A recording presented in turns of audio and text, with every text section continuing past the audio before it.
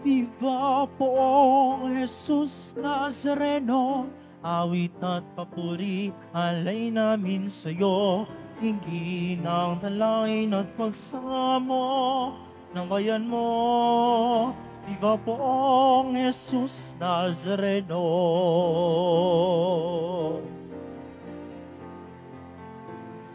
Tayo ngayon ay mag-ipon at sambahin ang pon. Magdiwang tayo sa ating debosyon, purihin ang Panginoon. Viva po Jesus Nazareno, awit at papuri, alay namin sa'yo. Hingi ng dalangin at pagsamo ng bayan mo. Viva poong Jesus Nazareno.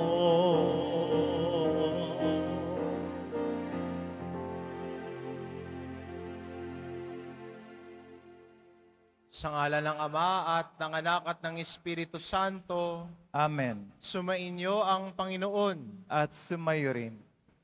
Mga kapatid, aminin po natin ang ating mga kasalanan upang marapat tayong gumanap sa banal na pagdiriwang.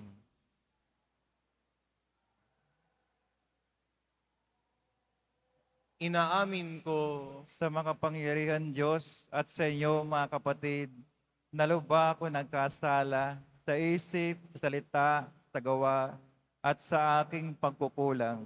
Kaya isinasamo ko sa Mahal na Birheng Maria, sa lahat ng mga anghel at mga banal, at sa inyo mga kapatid na ako'y ipanalangin sa Panginoong ating Diyos. kaawaan tayo ng makapangyarihan Diyos, patawarin tayo sa ating mga kasalanan, at patnubayan tayo sa buhay na walang hanggan. Amen. Panginoon, kaawaan mo kami. Panginoon, kaawaan mo kami. Kristo, kaawaan mo kami. Kristo, kaawaan mo kami. Panginoon, kaawaan mo kami. Panginoon, kaawaan mo kami. Manalangin tayo. Ama naming makapangyarihan, ang pagkauliran at pag-aampon ng mga banal ay inilaan mo para sa kahinaan namin walang humadlang sa pagtahak sa landas ng kaligtasan. Ipagkaloob mong kaming nagpaparangal sa pagsilang ni San Roque sa kalangitan ay makadulog sa iyo ng pagtaluntun namin sa kanyang pinagdaanan sa pamamagitan ni Hesukristo kasama ng Espiritu Santo magpa sa walang hanggan. Amen. Magsipo muna ang lahat. Pagbasa mula sa aklat ni Propeta Ezekiel. Sinabi sa akin ng Panginoon, Tao, ipamukha mo sa Jerusalem ang kanyang kasuklam-suklam na gawain. Sabihin mong ipinasasabi ng Panginoon na kanyang Diyos. Ikaw ay mula sa Kanaan. Amoreo ang iyong ama at Heteya ang iyong ina. Nang ikaw ay isilang, hindi ka pinutulan ng pusod, ni pinaliguan, ni kinuskos ng asin, ni binalot ng lampin. Walang nag-ukol ng panahon upang gawin sa iyo ang isa man sa mga bagay na dapat gawin. Wala man lamang naawa sa iyo. Basta ka na lamang inilapag sa lupa nang ikaw ay isilang. Nadaanan kitang kakawag-kawag sa sarili mong dugo. Sinabi ko sa iyo noon na mabubuhay ka at lalaking tulad ng mga halaman sa parang. Lumaki ka nga at naging dalaga. Maganda ang iyong dibdib. Mahaba ang iyong buhok. Ngunit ikaw ay hubad. Nang madaanan kita uli, nakita kong ikaw ay ganap ng dalaga. At ibinilabal ko sa iyo ang aking kasuotan upang matakpan ang iyong kahubaran. Nangako ako sa iyo ng buong katapatan. Nakipagtipan ako sa iyo, at ikaw ay naging akin. Pinaliguan kita. Nilinis ko ang dugo mo sa katawan, at pinahiran kita ng langis. Dinamtan kita ng mga may magagandang burda, at sinuotan ng sandalyas na balat. Binalot kita ng pinong lino at damit na seda. Sinuotan kita ng pulseras sa magkabilang braso at bininyagan at binigyan ng kwintas. Binigyan din kita ng hikaw sa ilong at tainga. Pinutungan kita ng isang magandang korona. Nagayakan ka ng alahas na pilak at ginto. Ang kasuotan mo'y pinong lino, piling seda, at telang nabuburdahan ng maganda. Ang pagkain mo'y yari sa pinakamainam na harina. Pulot pukyutan at langis ang iyong inumin. Lumaki kang walang kasing ganda at nalagay sa katayuan ng isang reyna. Natanyag sa lahat ng bansa ang iyong kagandahan, pagkat lalo itong pinatingkad ng mga palamuting iginayak ko sa iyo. Ngunit naging palalo ka dahil sa iyong kagandahan. Ano pat, nabuyo ka sa pagiging patutot at ang sarili mo'y ipinaangkin sa lahat ng makita mo.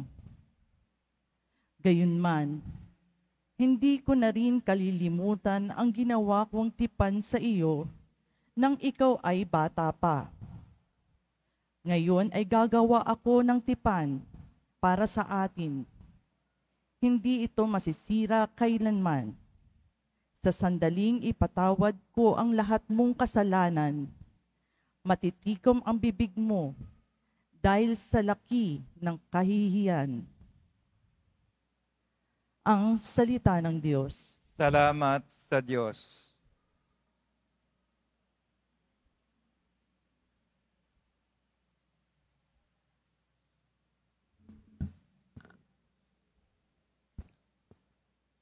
Galit ng Diyos ay naparam, pinatawad niya ang tanan. Galit ng Diyos ay naparam, pinatawad niya ang tanan. Ang Diyos ang siyang nagliligtas sa akin. Tiwalang-tiwala ako at wala muntimang pangamba.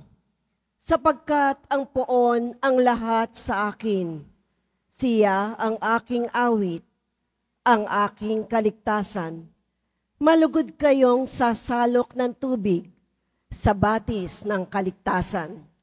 Galit ng Diyos ay naparam, pinatawad niya ang tanan. Magpasalamat kayo sa poon. Siya ang inyong tawagan. Ipaalam ninyo sa mga bansa ang kanyang ginawa. Ipahayag ninyo ang kadakilaan ng kanyang pangalan. Galit ng Diyos ay naparam, pinatawad niya ang tanan. Umawit kayo ng papuri sa poon, sapagkat kahanga-hanga ang kanyang mga ginawa. Ipahayag ninyo ito sa buong daigdig.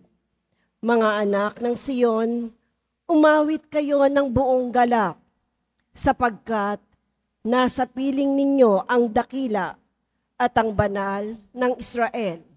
Galit ng Diyos ay naparam, pinatawad niya ang tanan. Tumayo na po ang lahat.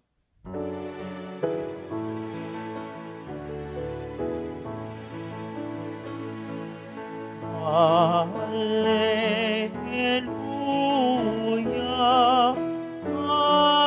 Alleluia, Alleluia,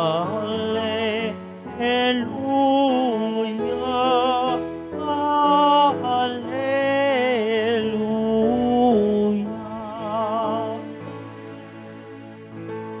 Tanggapin niyo ang salita na di sa tao nagmula, kundi sa Diyos na dakila.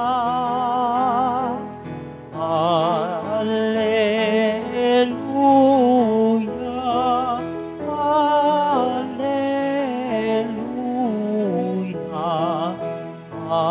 Alleluia, Alleluia.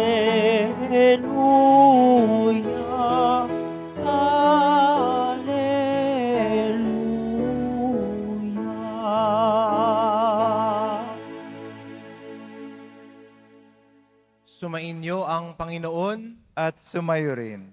Ang mabuting balita ng Panginoon ayon kay San Mateo. Papuri sa iyo, Panginoon. Nung panong iyon, may mga Pariseyong lumapit kay Jesus at tinangkang siluin siya sa pamamagitan ng tanong na ito. Naayon ba sa kautusan na hiwalayan ng lalaki ang kanyang asawa sa kahit anong kadahilanan? Sumagot si Jesus, hindi pa ba ninyo nababasa sa kasulatan na sa pasimula pa'y nilalang sila ng may kapal, lalaki at babae? At sinabi, dahil dito, iiwan ng lalaki ang kanyang ama't ina at magsasama sila ng kanyang asawa. At sila'y magiging isa. Kaya't hindi na sila dalawa, kundi isa. Ang pinagsama ng Diyos ay huwag paghiwalayin ng tao. Tinanong siya ng mga Pariseyo, bakit iniutos ni Moises na bigyan ng lalaki ang kanyang asawa ng kasulatan sa paghihiwalay bago hiwalayan iyon? Sumagot si Jesus, dahil sa katigasan ng inyong ulo. Kaya ipinahintulot ni Moises na hiwalayan ninyo ang inyong asawa. Subalit, hindi ganon sa pasimula. Kaya sinasabi ko sa inyo, sino mang lalaking humiwalay sa kanyang asawa sa anumang dahilan, liban sa pakikiapid at mag-asawa sa iba, ay nangangalunya. At ang mag-asawa sa babaeng hiniwalayan ay nangalunya rin. Sinabi ng mga alagad, kung ganyan po ang kalagayan ng lalaki sa kanyang asawa, mabuti pang wag nang mag-asawa.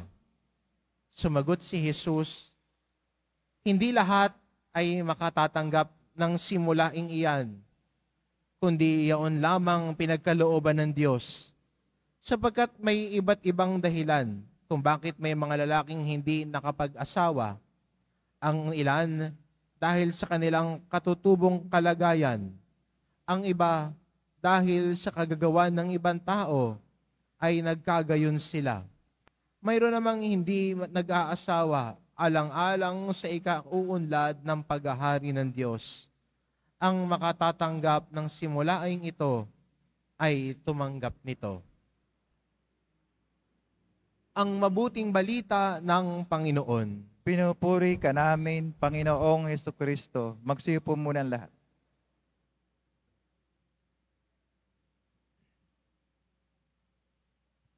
Paano ho ba natin nasasabi kung ang tao ay matigas ang ulo? Minsan ng bata ko, lagi sinasabi ng nanay ko, ikaw ang tigas-tigas na ng ulo mo. Kaya niya sinasabi yun kasi hindi ako nakikinig sa kanya. Minsan may mga batang gano'n, hindi nakikinig sa magulang, matitigas ang ulo. No? Sasabihin sa'yo, tama na yung TV. Sa panahon mo ngayon, tama na yung tablet. No? Pero sige pa rin, para walang narinig. Ano? At sasabihin, ikaw talaga ang tigas-tigas ng ulo mo. Minsan inaano natin, dinudugtong natin yung kasabihang matigas ang ulo dahil ayaw makinig. Pasaway. Pero kung lalaliman natin, ang tao matigas ang ulo, hindi lang pasaway o ayaw makinig. Bakit ayaw niya makinig? Yun ang magandang tanong. Dahil ang iniisip lang niya, sarili niya. Ang iniisip lang niya kung ano ang gusto niyang gawin. Kaya ang bata, pag matigas ang ulo, ang iniisip niya, yung gusto ko lang gawin. Wala akong pakialam sa sasabihin ng nanay ko. Wala siyang pakialam sa sasabihin ng mas nakakatanda sa kanya, kasi ang gusto niya, yung gusto niya lang gawin. Matigas ang ulo. Ayaw na makinig, dahil ang gusto lang niyang pakinggan, yung sarili niya. Sarili niyang kagustuhan. Kaya sa ating ebanghelyo, sinabi ho ni Jesus, nung tinanong siya, bakit pinahintulutan ni Moises na hiwalayan ng lalaki ang kanyang asawa? At sinabi ni Jesus, dahil sa katigasan ng ulo ninyo. Period.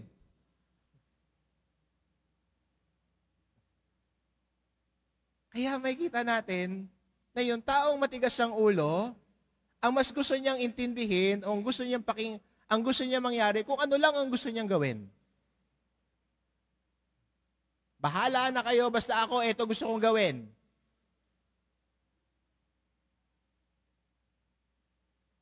Pero, si Jesus sa ating ebanghelyo,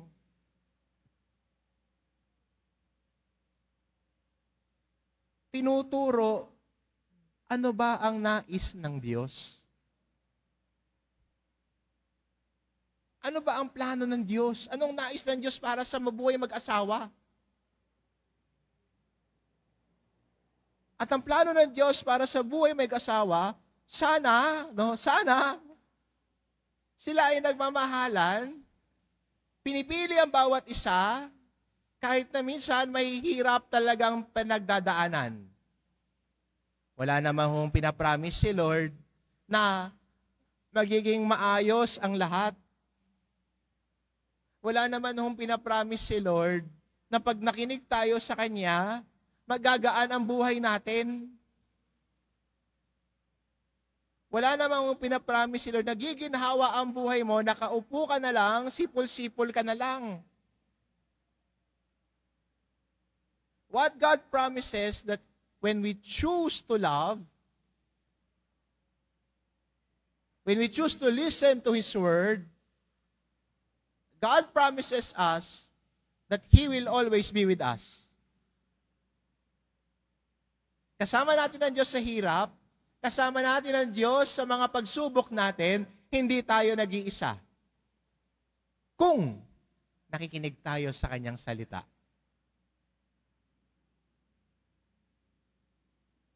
Kaya sa ating ebanghelyo, yun ang pakalalan ni Jesus. Na sana kahit sa buhay mag-asawa, naroon ang puwang sa pakikinig sa plano at utos ng Diyos at hindi sarili ang iniintindi. Sariling kaganhawaan ang gusto lamang. Ito po yung heart of the matter. Ito yung puso ng turo ng simbahan. Hindi lang namin sinasabing, ayaw namin sa divorce. Bakit ayaw ng simbahan sa divorce? Yun naman ang sinasabi ng ating pagbasa. Bakit ayaw? Hindi lang kami killjoy, no? Hindi lang basag trip. Dahil ang sinusundan natin, ang pinakikinggan natin ay ang tinig ng Diyos. Hindi ang sarili nating kagustuhan, hindi ang sarili nating tinig. At may mga remedies naman. Kunyari talagang hindi na talaga mayroon ng domestic violence involved. May tinuturo din ng simbahan tungkol dyan. Hindi, pag ginugulpi ka na, sabihin na simbahan, ay, pinili mo yan eh. Hindi naman din ganoon. No? Wala ho kaming sinasabing ganoon. Don't put words in our mouth, ika nga, di ba? Ang turo ng simbahan, sana, sa buhay mag-asawa, oo, may mga pagsubok minsan. Siguro sa mga may buhay mag-asawa dito, hindi lahat ay araw-araw masaya. Minsan may panahon na gandang-ganda ka sa asawa mo, gapong-gapo ka sa asawa mo. Minsan may mga araw din naman, panag-aaway kayo. Gusto mong batuhin ng plato, no? Pero kahit ganun pa man, pinipili niyo pa rin ang bawat isa. Kahit ganun pa man, sinusubukan niyo pa rin na maging tapat sa bawat isa. Yun yung sana. Pero alam din natin na may mga pagsasama na mahirap ang kalagayan. At ang simbahan ay nariyan din para intindihin ang sitwasyon na ito. Ang simbahan ay nariyan din para tulungan at gabayan ang mga Kristiyano na nasa ganitong klase ng sitwasyon sa kanilang buhay mag-asawa. Kaya ho, nariyan yung marriage counseling. Meron po tayo dito. May marriage counselor ho tayo rito, ha? Kung interesado kayo, magtanong lang po kayo. Lalo na sa mga buhay mag-asawa na tila'y nagkakaproblema na at gusto nyong ayusin pa. Nariyan din naman ang annulment na sinasabi ng simbahan. Lalo na kung merong domestic violence involved. Kung sinasaktan ka, binubugbog ka kayo ng mga anak ninyo, pwede namang ganoon. Ba't hindi nalang babaan yung fees tungkol dyan? Lalo ng pamahalaan. Ang nireklamo nila, mahal daw kasi. Di murahan nyo. Di ba? Para solve ang problema natin. The church is willing to help. Pero higit sa lahat, ang nais na simbahan ay patuloy din nating pakinggan ang salita ng Diyos. Patuloy na pakinggan. Patuloy na pakinggan ang aral at turo ni Jesus. Sa ang santong pinagdiriwang ho natin ngayon, si San Roque, ay paalala sa atin na may ginagawa siya. Kung mapapansin po ninyo sa bahagi, no, meron pong parang shell, no, sa damit ho niya. Meron ba yan? Dapat ho meron. Dito mas malaki, yan, no. Sa mga nakakita ho, dalawa ho yan, shell, no. Yan po ay paalala na siya ay isang piligrino. Isang piligrino na naglalakbay. At habang naglalakbay ho siya, nagkaroon ng pagkalat ng salot. May sakit na kumalat. At sabi, imbis na magpatuloy siya sa paglalakbay, ang ginawa niya, huminto siya. Huminto siya sa paglalakbay niya. At ang ginawa niya, tinulungan ang mga nagkaroon ng sakit. Siya ang nag-alaga, tinulungan niya, pinakain niya, pinunasan niya ang sugat ng mga may sakit na iyon. Imbis na nakafocus siya sa gagawin niya, nagkaroon ng pangangailangan, kaya tinugunan niya yung pangangailangan. At kinalaunan ho, siya ho ay nahawa din. Nagkasakit din siya. Kaya ho, kung titignan ninyo, di ba, parang may sugat sa may paanan, sa may binti si San Roque, pili na lang kayo kung anong gusto yung tignan, o yun. No? Mas malaki yun. No? Isa mga iba, no? O, kamusta naman liig nyo, no? Paalala na siya ay dinahawa. Nahawa sa sakit, at para hindi na siya makahawa, umakyat siya sa bundok at doon ay namuhay mag-isa. Pero dahil nakita ng Diyos ang buong puso niyang pag-aalay ng sarili at paglilingkod, binitawan yung gagawin niya para makatugon sa pangangailangan ng kapwa niya. Ang ginawa ng Diyos ay hindi siya pinabayaan. Kaya ho, si San Roque may katabing aso at anghel. Hindi ho dahil siya ay fur dad, no? Hindi dahil ho siya may alagang aso, pero ang aso na ito ay may kagat-kagat na tinapay. At ang asong ni San Roque sa kanyang imahe ay paalala ng patnubay ng Diyos sa kanya. Dahil ang ginagawa ng aso ay may dalang tinapay at yun ang iniiwan sa kanya ng aso na iyon. Yun ang paalala ng patnubay at pagkalinga naman ng Diyos sa Kanya. Kung paano niya kinalinga ang mga may sakit, nung siya naman ang nagkasakit, ang Diyos ang kumalinga sa Kanya. Kaya yung aso po sa tabi ni San Roque ay hindi dahil siya ay pet lover, kundi paalala ng Diyos, paalala din sa atin na sa taong nag-aalay at nagbibigay ng sarili, tumutugon sa salita ng Diyos, hindi pinababayaan ng Diyos.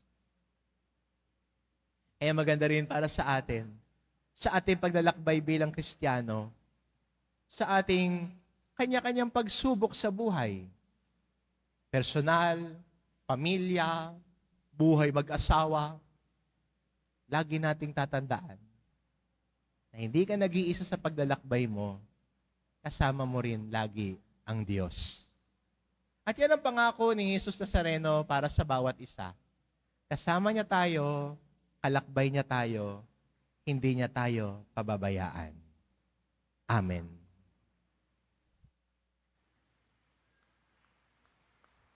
Tumayo na po ang lahat.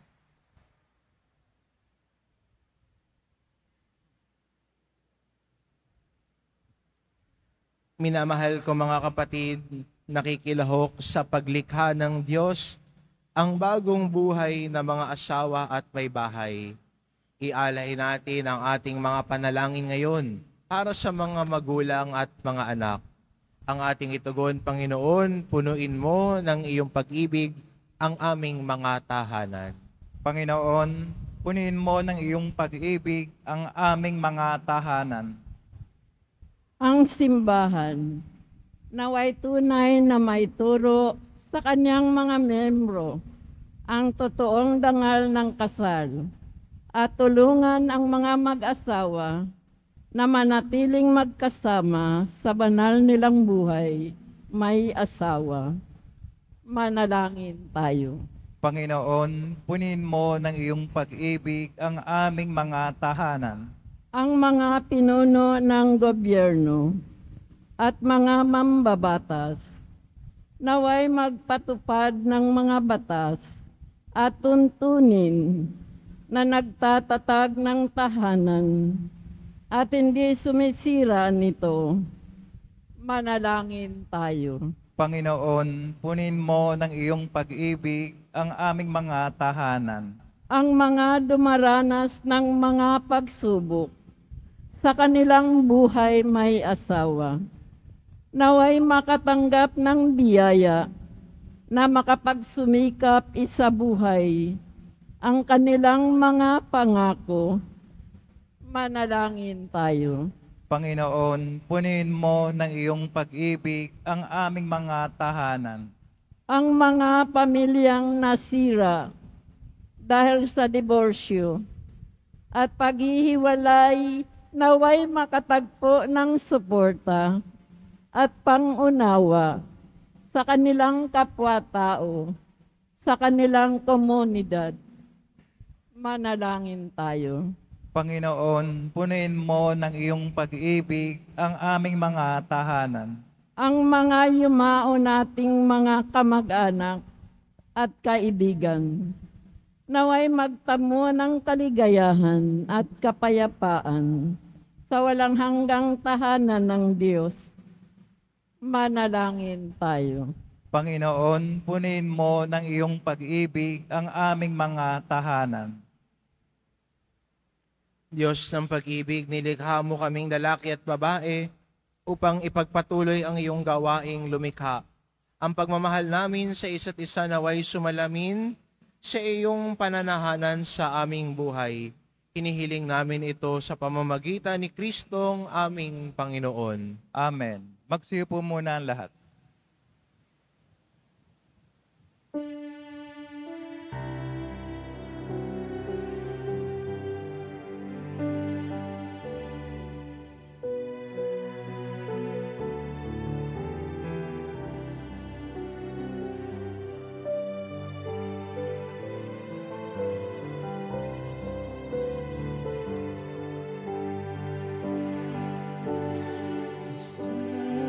Jesus Nazareno, palakatinang ay sa tanan ay nagbibigay buhay, biyayang kaloob mo ay aming inaalay, aming inipagpapala, buhay na dalisay.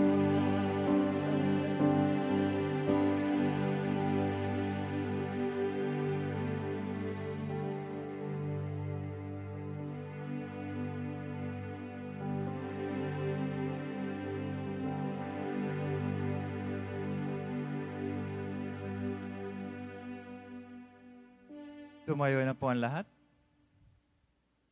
Manalangin kayo mga kapatid, upang ang paghahain natin ay kalugdan ng Diyos amang makapangyarihan.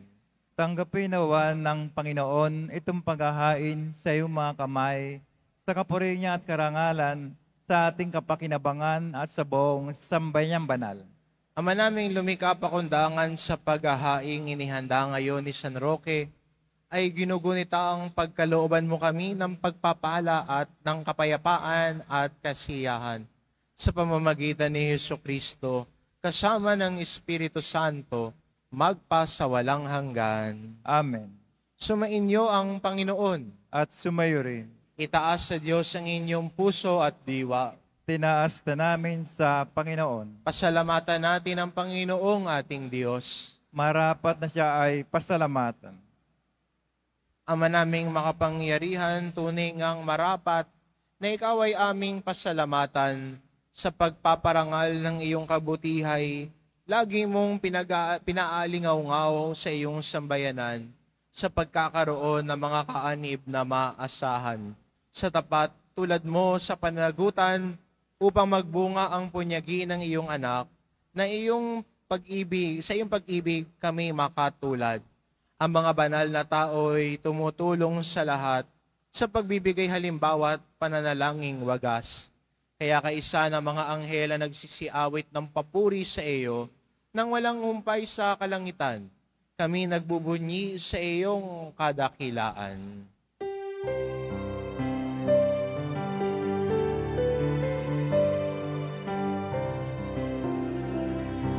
Santo, Santo, Santo, Panginoong Diyos ng mga hukbo, napupuno ang langit at lupa ng kadakilaan mo. Hosana sa kaitaasan,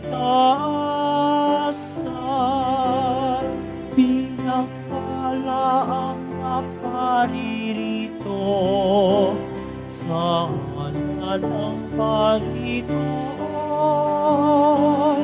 Hosana sa kaitaasan.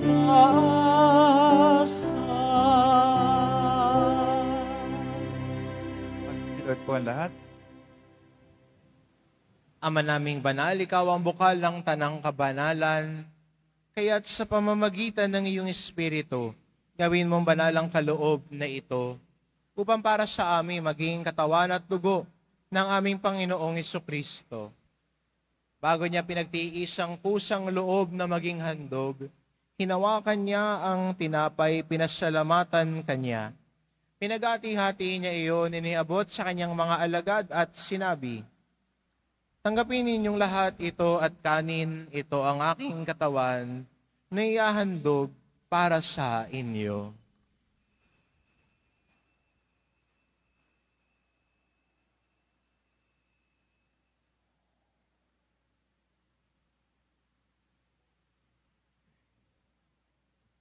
Gayon din naman na matapos ang hapunan, hinawakan niya ang kalis, muli kanyang pinasalamatan.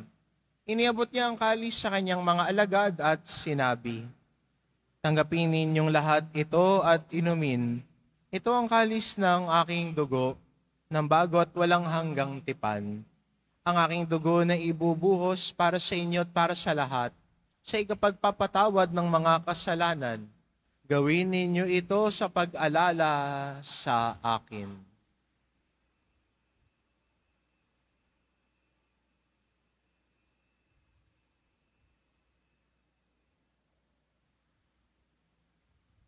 Tumayo na po ang lahat. Ipagbunyi natin ang misteryo ng pananampalataya. Kristo'y namatay, si Kristo'y nabuhay, si Kristo'y babalik sa wakas ng panahon. Ama, ginagawa namin ngayon ang pag-alala sa pagkamatay at muling pagkabuhay ng iyong anak, kaya't inaalay namin sa iyo ang tinapay na nagbibigay buhay at ang kalis na nagkakaloob ng kaligtasan. Kami nagpapasalamat dahil kami iyong minarapat na tumayo sa harap mo para maglingkod sa iyo. Sinasamo namin kaming magsasalo-salo sa katawan at dugo ni Kristo ay mabuklod sa pagkakaisa sa pamamagitan ng Espiritu Santo. Ama, lingapin mo ang iyong simbahang laganap sa buong daigdig. Puspusin mo kami sa pag-ibig. Kaisa ni Francisco na aming Papa at ni Jose na aming Obispo at ng Tanang Kaparian. Alalahanin mo rin ang mga kapatid naming nahimlay na may pag-asang sila'y muling mabubuhay, gayon din ang lahat ng mga pumanaw. Kaawaan mo sila at patuloyin sa iyong kaliwanagan. Kaawaan mo at pagindapatin kaming lahat na makasalo sa iyong buhay na walang wakas. Kaisa na mahal na Birheng Maria na ina ng Diyos, ng kabiyak ng puso niyang si San Jose, kaisa na mga apostol at ng lahat ng mga banal na namuhay dito sa daigdig ng kalugod-lugod sa iyo, maipagdiwang nawa namin ang pagpupuri sa ikararangal mo sa pamamagitan ng iyong anak na aming Panginoong Hesu Kristo. Sa pamamagitan ni Kristo kasama niya at sa Kanya, ang lahat ng parangal at papuri ay sa iyo, Diyos amang makapangyarihan, kasama ng Espiritu Santo, magpasawalang hanggan. Amen. Amen. Amen.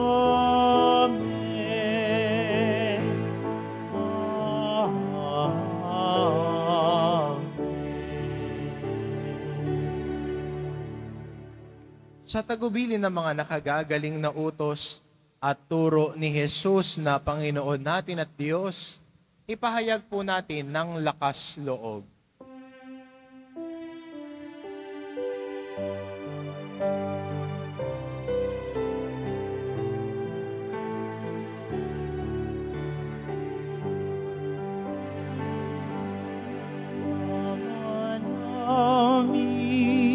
Sumasalangit ka, sambahin ang ngalan mo, makasamin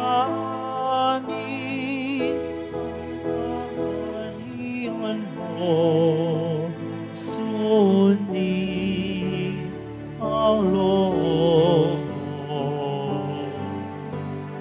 Dito sa lupa para ng salangit.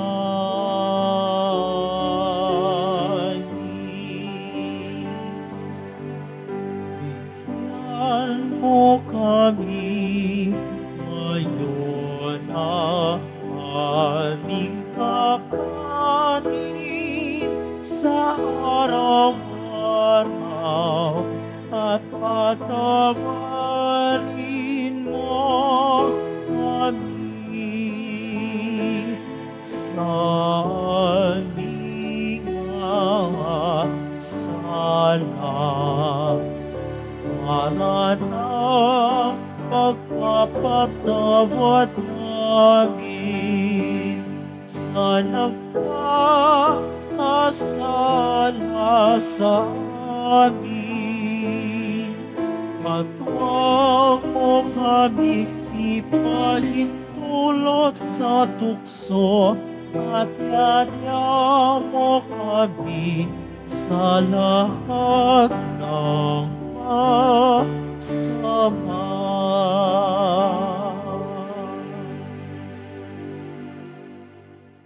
Hinihiling namin kami adya sa lahat ng masama, pagkalooban ng kapayapaan araw-araw, iligtas sa kasalanan, at ilayo sa lahat ng kapahamakan. Samantalang aming pinananabikan ang dakilang araw ng pagpapahayag ng tagapagligtas naming si Hesu Kristo. Sapagkat iyo ang kaharian at ang kapangyarihan, at kapurihan magpakailanman. Amen. Panginoong Hesu Kristo, sinabi mo sa iyong mga apostol, kapayapaan ang iniiwan ko sa inyo, ang aking kapayapaan ang ibinibigay ko sa inyo.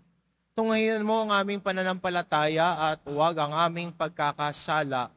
Pagkalooban mo kami ng kapayapaan at pagkakaisa, ayon sa iyong kalooban, kasama ng Espiritu Santo, magpasawalang hanggan. Amen. Ang kapayapaan ng Panginoon ay laging sumainyo. At sumayo rin. Magbigayan kayo ng kapayapaan sa isa't isa. Kordero ng Diyos na nag-aalis ng mga kasalanan ng sanlibutan, maawa ka sa amin. Kordero ng Diyos na nag-aalis ng mga kasalanan ng sanlibutan, maawa ka sa amin. Kordero ng Diyos na nag-aalis ng mga kasalanan ng sanlibutan, ipagkaloob sa amin ang kapayapaan. Magsilod po ang lahat.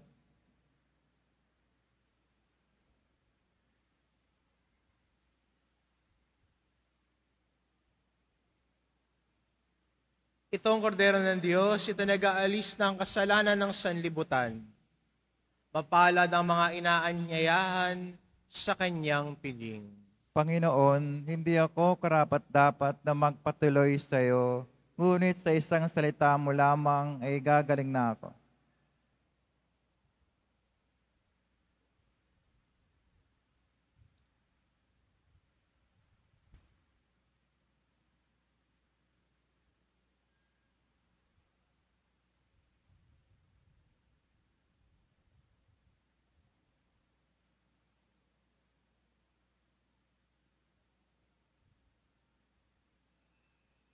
Para sa lahat ng tatanggap ng banal na komunyon, sasagot po tayo ng Amen, pagkasabi ng pare o ng lay minister ng katawan ng Kristo, at isubog at ibibig bago umalis sa ng pare o lay minister. Sumunod po tayo.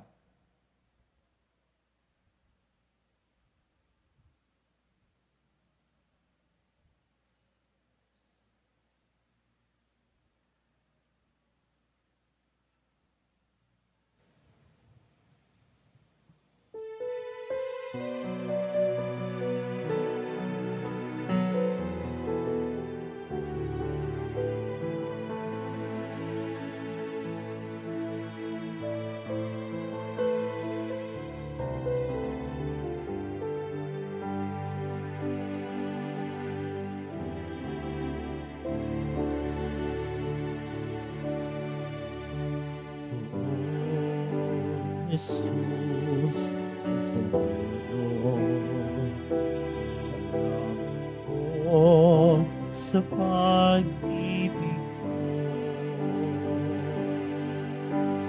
Pag-uwi ng inalay, sa krus ay namatay, upang kami ay mabuhay. Jesus, sa Panginoon, ko sa mga kasalanan ko. Buhay ko'y ialay, ang lahat ay ibibigay. Puso ko'y sa'yo lamang habang buhay. Kung Jesus Nazareno, may buti mo, sa hirap at dusa ika'y kasama ko. Ang samo ko't dasal sana'y pakinggan mo, nang mapawi ng mga paghihirap ko. Jesus Nazareno, salamat po na ngayong pagmamalay na darama ko. Ngayon at magpakailanman, ika'y pupurihin ko. Mahal na poong Jesus Nazareno, oh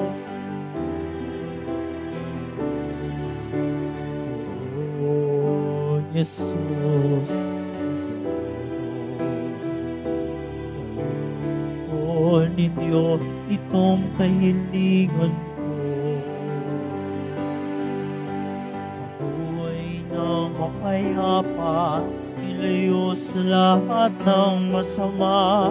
Kaawaan niyo po umasa. Oh Jesus Nazareno,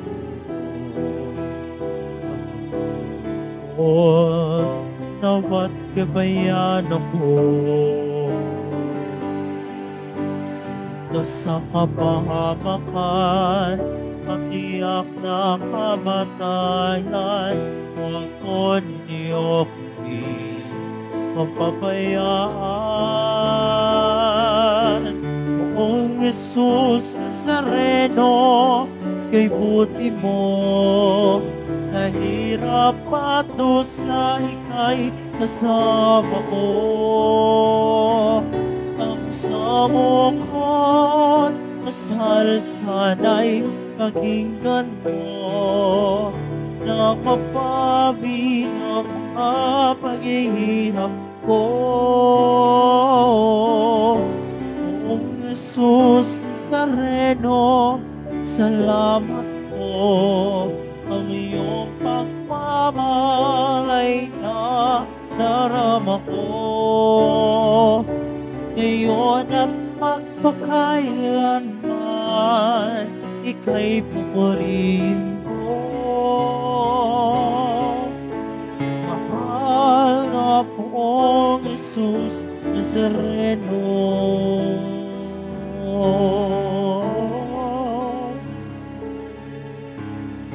mahal na poong Jesus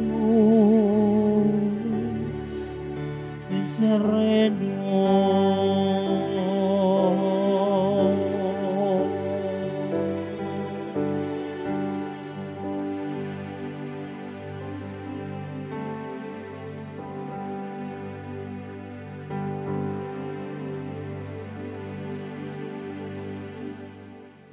Ang Ministry of Altar Servers ng Basilica Minor at Pambansang Dambana ni Jesus Nazareno ay muling naghahanap at tumatanggap ng mga nagnanais na maging lingkod sa dambana ng Poong Jesus Nazareno bilang sakristan. Inanyayahan namin ang mga kalalakihan na may edad 10 hanggang 21 taong gulang na lumahok sa aming training program.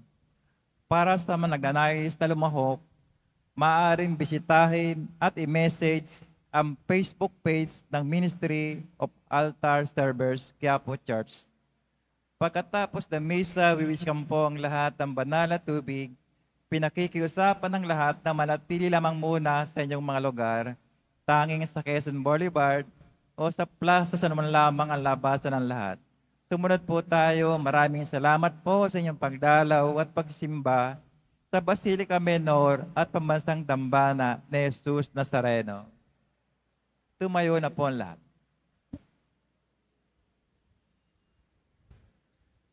Ulitin ko lang po yung panawagan kanina bago ang panalangin.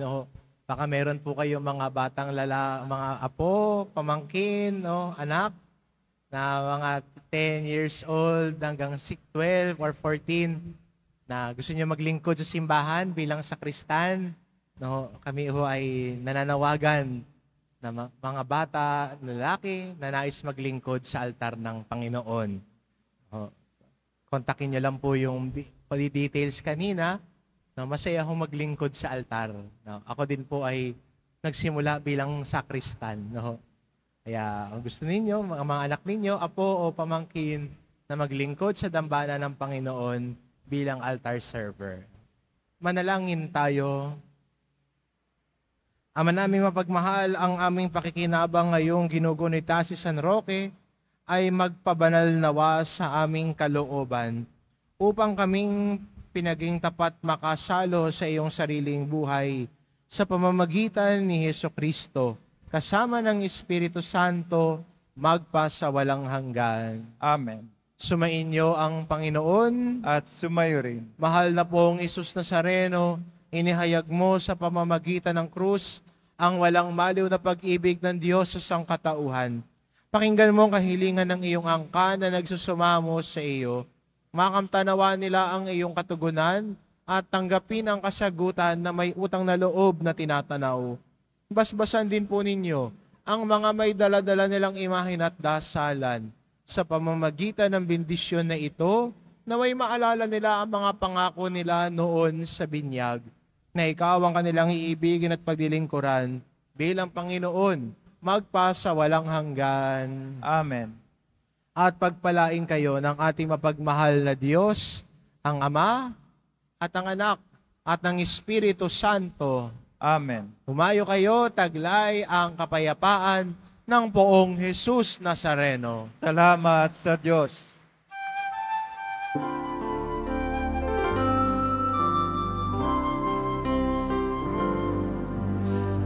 Padre Jesus Nazareno, sinasamba ka namin.